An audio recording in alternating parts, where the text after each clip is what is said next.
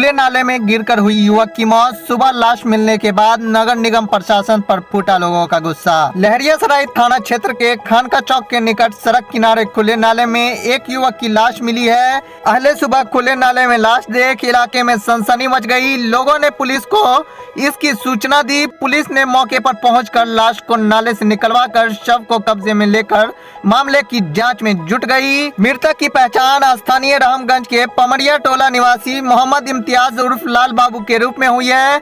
मृतक के भाई ने बताया कि लाल बाबू वाला पेंटिंग का काम करता था। वह शुक्रवार से ही घर नहीं लौटा था। शनिवार को अपने स्तर से उन लोगों ने खोजबीन भी की पर कहीं नहीं पता चल सका।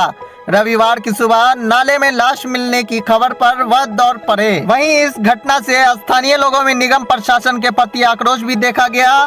पार्षद पति मुन्ना खान ने बताया कि इस खुले नाले में अक्सर हादसा होता रहता है। उन्होंने नगर निगम से कई बार इस नाले को ढकवाने की मांग की है पर कोई सुनवाई नहीं हुई।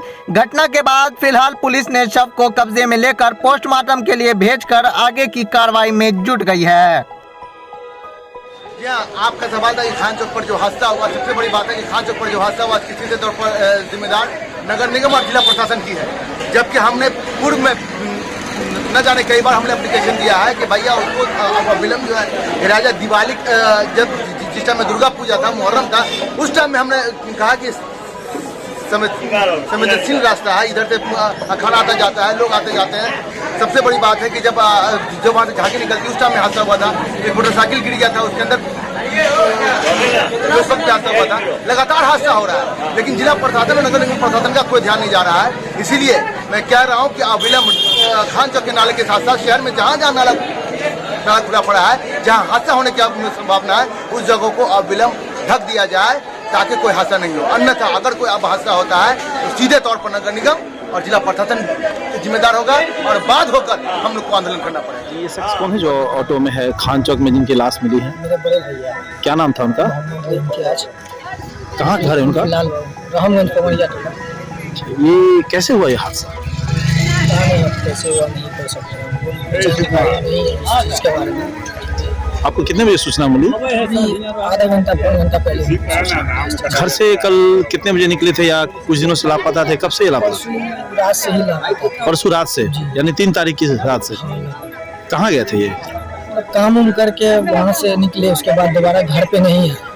क्या काम कर? सोचे कल कि उसको ढूंढा जाए।